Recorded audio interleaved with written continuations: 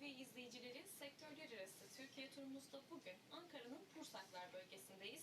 Yasin Bisiklet'in konuğuyuz. Karşımda işletme kurucumuz Hasan Bey bulunuyor. Merhabalar. Merhaba. Hoş geldiniz programımıza. Hoş bulduk.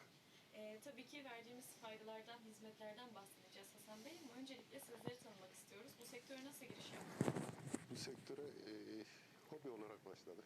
Ne kadardır hizmet sağlıyoruz? Ben 18 senedir sağlıyorum. Dile kolay 18 senedir artık evet. bu işin içerisindeyiz. Belli bir bilgi birikimine, deneyime sahibiz. evet. Ve bunu şimdi halkımıza sunuyoruz Ankara çevresine. Evet.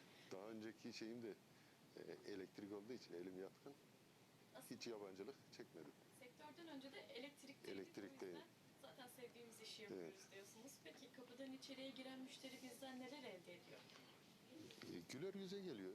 Yani Öncelikle güler yüzle Evet. karşılıyoruz. Daha sonra bisikleti, çocuk arabası vesaire.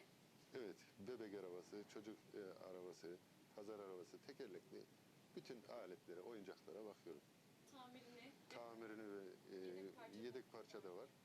Motosiklet arada da gelse araba bile bakıyorum.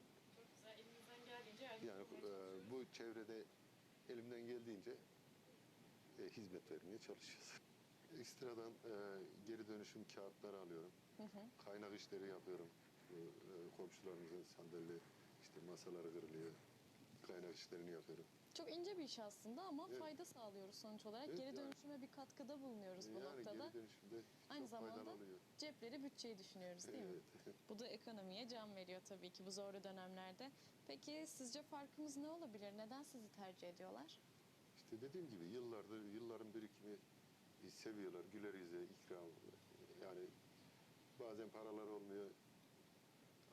Sonra verelim diye yapıyorum. Çok güzel. Burada samimiyet öne çıkıyor. Samimiyet, Özellikle tabii ki verdiğimiz hizmet de kaliteli olunca müşteri sürekli bizi tercih ediyor diyorsunuz. Yılların getirdiği deneyim, bilgi birikimi de sunuyoruz. Çok teşekkür ediyorum.